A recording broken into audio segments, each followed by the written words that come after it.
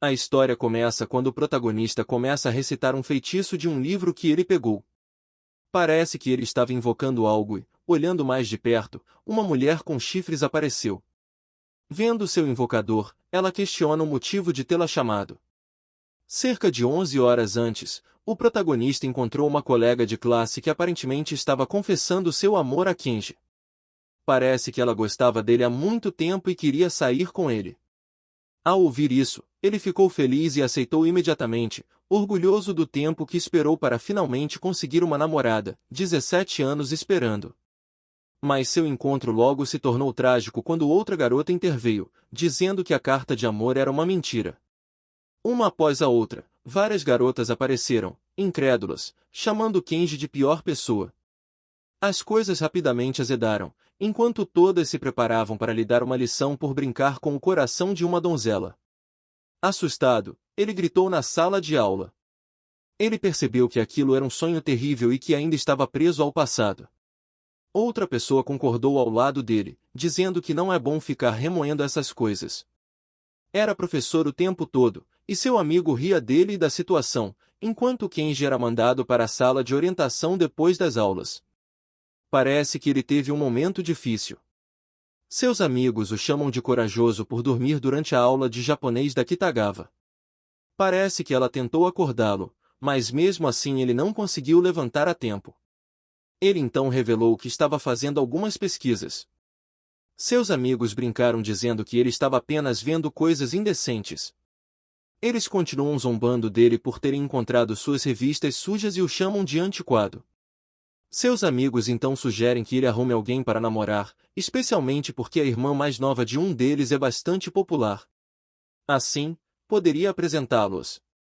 O protagonista diz que não quer incomodar a irmã deles e quer se declarar sozinho quando tiver confiança suficiente.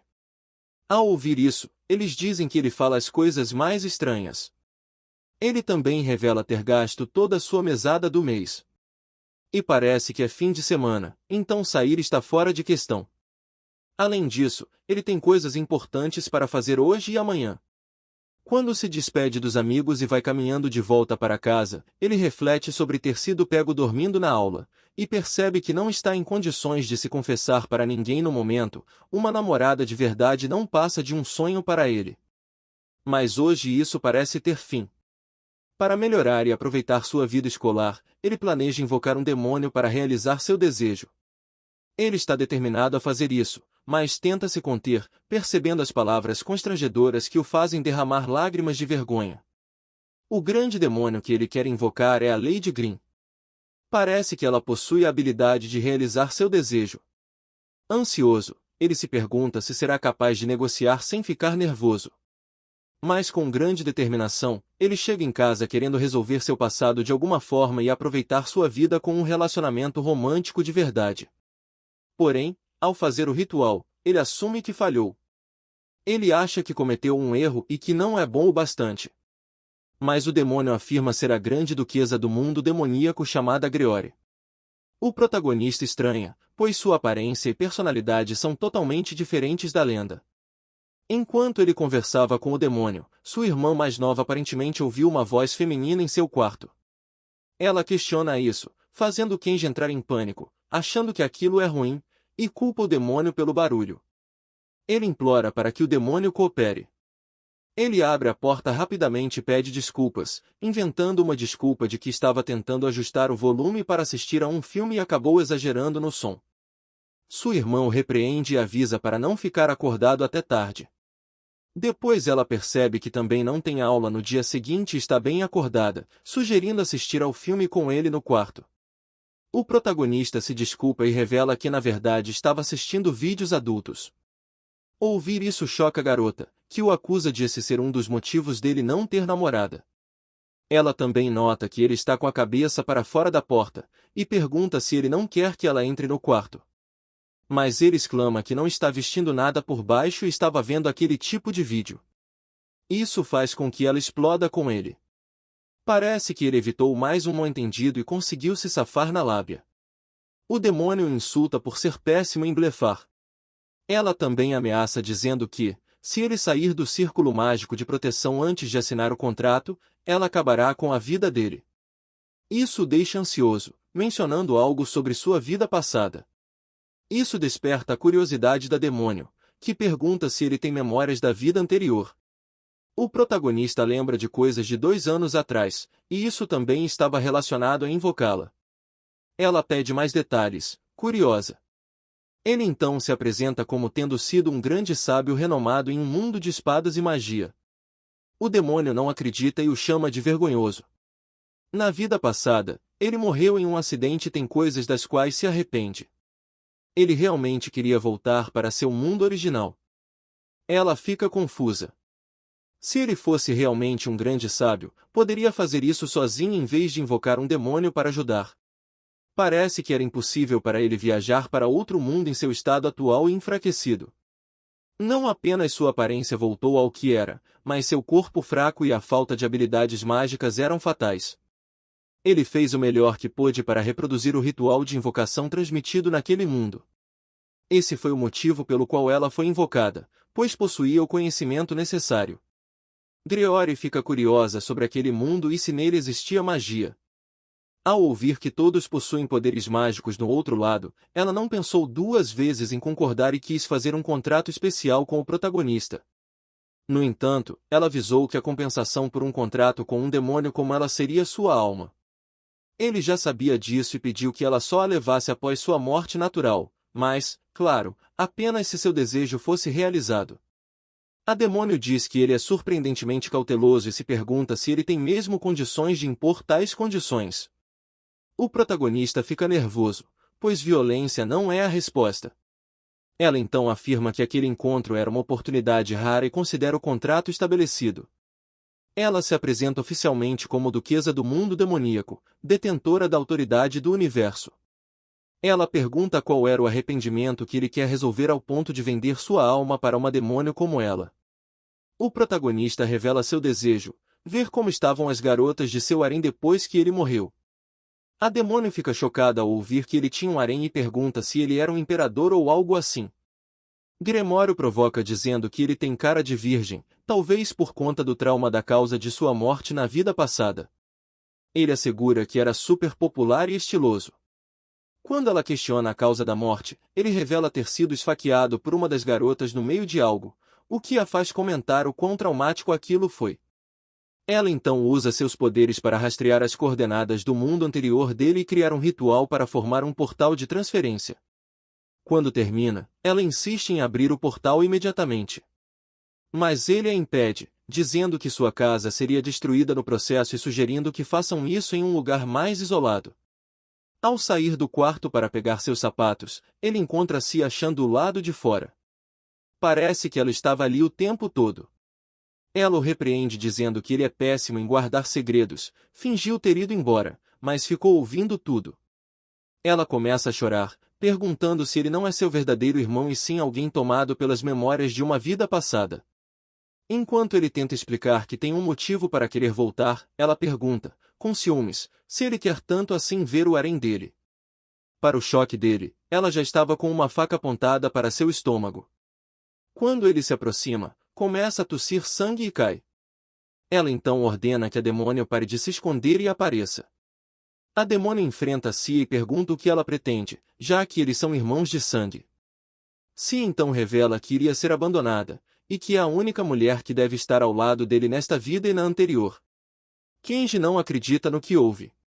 Desde que nasceu, ela também tinha memórias da vida passada.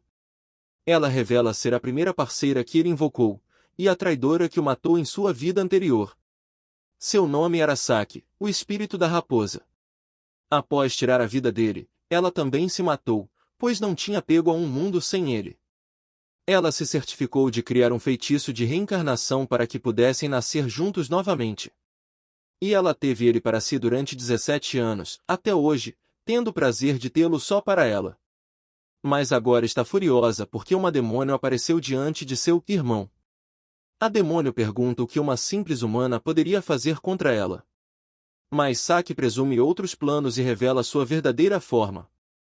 As duas se surpreendem ao vê-la transformar-se novamente em uma raposa. Como aquele mundo era seu lugar de origem, ela pôde reencarnar ali. Diferente de Gremory, ela podia se mover normalmente naquele mundo sem magia. Ela insiste em ir para fora para resolver as coisas. O protagonista implora para que não lutem. Mas ele desmaia devido à perda de sangue. Saki diz para ele esperar por ela, pois logo irá morrer junto com ele para reencarnarem novamente e passarem a eternidade juntos. Do lado de fora da varanda, Gremory vê a oportunidade e ataca, dizendo que Saki a subestimou demais. Mas seu ataque é bloqueado, pois Saki afirma ter total confiança de que pode vencê-la. Dentro de uma barreira fechada, elas começam a lançar feitiços uma contra a outra. Gremory fica furiosa com o quão louca aquela raposa Yandere é. Enquanto isso, o protagonista está à beira da morte e percebe que isso não faria sentido, ele não pode morrer agora e precisa detê-las de alguma forma. Ele então percebe onde pode conseguir um pouco de poder mágico e olha para onde elas estão. Conforme a batalha se intensifica e mais magia se espalha, seus golpes finais são interrompidos pelo protagonista, que bloqueia os ataques e se coloca entre elas. Gremory fica em choque ao ver seu ataque ser parado apenas pelos dedos dele, incapaz de acreditar que ele estava usando magia. Ele havia absorvido e reutilizado a magia espalhada durante o combate, graças ao seu antigo título de Grande Sábio. Seu ferimento também desapareceu completamente, e o ataque refletiu contra Saki, fazendo Gremory reconhecer seu invocador como um feiticeiro excepcional. A raposa Yandere, que o traiu 2 vezes, estava agora em má situação. Saki percebe que não poderia vencê-lo. Mas o protagonista cancela sua magia e pede que Gremory se afaste para dar espaço. Saki só consegue olhar com medo enquanto eles ficam frente a frente. Ela se prepara para o pior, mas, em vez disso, ele a abraça e a conforta, pedindo desculpas por ter sido responsável por levá-la a tudo aquilo. Parece que ele percebeu o quão tolo foi ao ver o rosto dela enquanto sua consciência desaparecia. Ele nunca imaginou que ela estava correndo atrás dele e se preocupava mais com o fato de ela poder ser punida pelos outros. Ela havia entendido errado sua intenção de voltar e ficar lá para sempre, quando ele só queria verificar como estavam as coisas que deixou para trás abruptamente. No fundo, ele pretendia continuar vivendo como o irmão mais velho dela. Cia, a raposa Yandere, pede desculpas. Ela estava com medo, porque cada vez mais pessoas se aproximavam dele e temia acabar completamente ignorada. Lá no fundo, um ciúme feio nascido de seu complexo de inferioridade acabou se manifestando. Seus próprios erros o levaram àquela situação. O momento deles, porém, durou pouco, pois Gremory já estava abrindo o portal para o mundo onde ele havia sido reencarnado antes. Se fosse verdade que esse mundo transbordava magia, ele seria um paraíso para demônios como ela, e ela planejava conquistá-lo para alcançar grandes feitos. Ao ouvir isso, os dois ficam preocupados e a chamam de imprudente. Do outro lado, parece que o destino de reencarnação do protagonista já foi confirmado, e nesse caso, seu antigo harém de mulheres ficaria encantado em reencontrar seu amado mestre. Todas estavam ansiosas por sua volta, mesmo sabendo que sua aparência seria completamente diferente. E mais, ficariam felizes se ele estivesse enfraquecido, assim poderiam raptá-lo para si. Esse era o início do inferno em Yandere. De volta ao portão, monstros começaram a atacá-los por dentro. Vendo isso, Gremory chamou as criaturas de fracas, mas, ao ser atingida, percebeu que o ataque era muito mais forte do que esperava. O protagonista e Cia pedem que Gremory as derrote antes que a situação se agrave, mas ela estava tendo dificuldades em vencê-las. Cia se desespera ao perceber que a barreira logo será destruída e tudo seria revelado. O protagonista não parece preocupado, já que quando o outro lado terminasse de observar este mundo, os deixariam em paz. Ele tenta usar outra magia, mas era impossível, ele estava sem poder mágico algum. Porém, o portal começava a se fechar sozinho. Parece que o propósito de Gremory correr para todos os lados era apenas ganhar tempo. As criaturas que vinham atrás deles tinham uma densidade mágica absurda para um mundo como aquele. Logo, tanto ela quanto os monstros desabaram, e o portal se fechou. Gremory fica extasiada, aquelas criaturas eram muito mais poderosas do que ela imaginava. Ela agora espera muito desse outro mundo e quer aprender tudo sobre ele.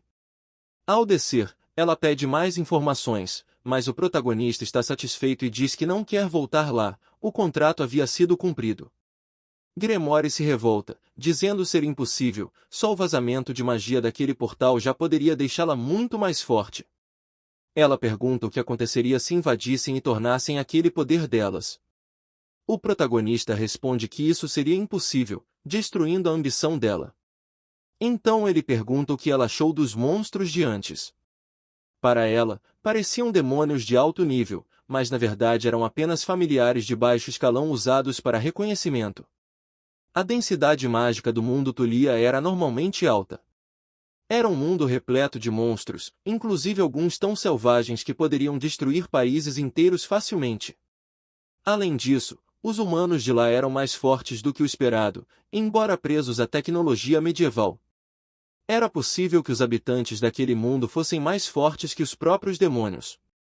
Grimoire fica apavorada, e então começa a chorar, acabará de ter nas mãos a oportunidade de conquistar algo grandioso. O protagonista tenta confortá-lo oferecendo sua alma como cumprimento total do contrato. Ao ouvir isso, Cia fica furiosa, mas é contida por ele, que sorri. Grimoire se despede e diz que quer voltar ao mundo dos demônios, e vir buscar sua alma quando sua vida terminar. Mas nada acontece quando ela tenta retornar. As duas ficam olhando, constrangidas, Grimoire não entendia o que havia acontecido.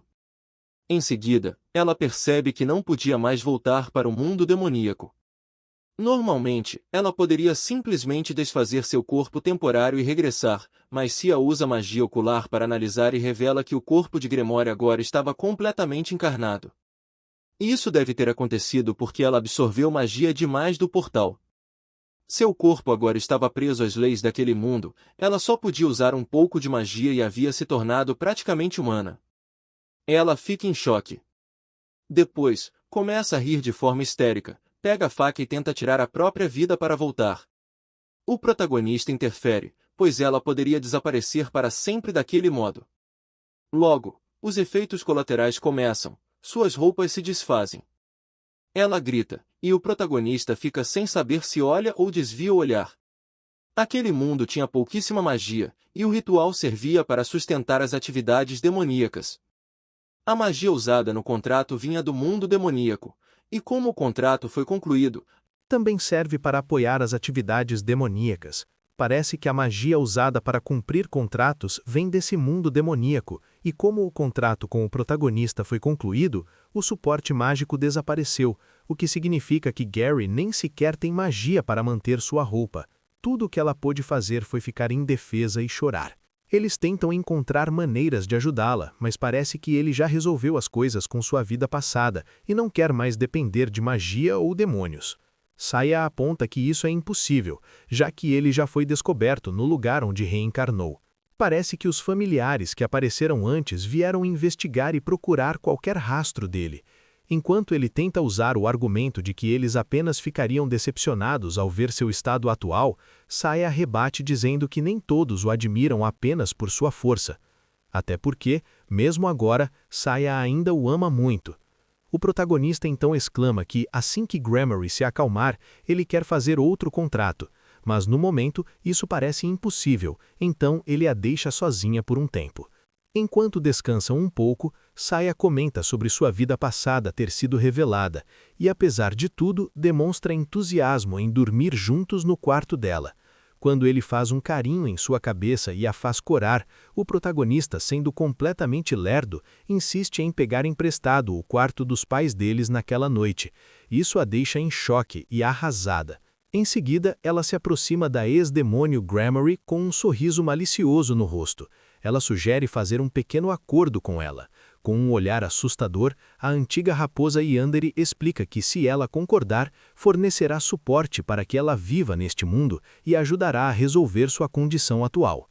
Parece que Cia não dá uma garantia de 100%, mas pode sustentar isso estudando técnicas de reencarnação. Cia então pergunta, ansiosa, qual é o preço disso. Acontece que Cia tem 3 exigências. Primeiro, Grimoire deve garantir que seu irmão se apaixone perdidamente por ela e que isso aconteça de forma natural. Gremory faz uma pausa, apontando que eles são irmãos, apesar de suas vidas passadas. Mas Saya não parece se importar, pois está confiante de que podem alterar o registro familiar. Gary, mesmo sendo uma demônio, considera ela extremamente perigosa. Saya, com um olhar perturbado nos olhos, pede que Gremory escute até o fim, já que isso também será benéfico para ela. Gremory só consegue ficar em silêncio, refletindo sobre o quão demoníaca ela é. Quando a manhã chega, o protagonista mal conseguiu dormir e se pergunta se há alguma solução para resolver a situação de Gremory. Ao entrar em seu quarto, ele fica surpreso ao vê-las próximas uma da outra, conversando como garotas. Ele se surpreende com a proximidade entre as duas. Sia fica feliz por terem conversado sobre muitas coisas na noite anterior. Parece que Gremory decidiu aceitar a nova proposta dele para renovar o contrato.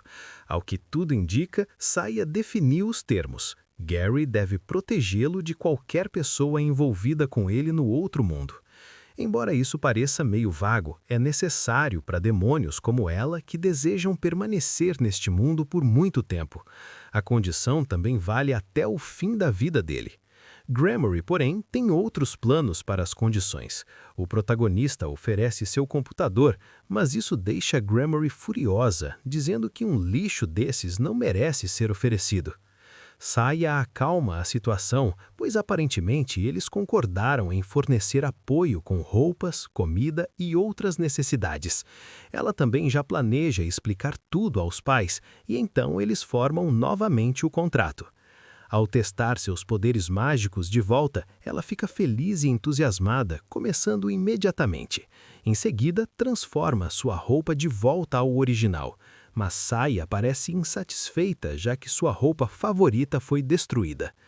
Também ficou decidido que o quarto dela seria o depósito.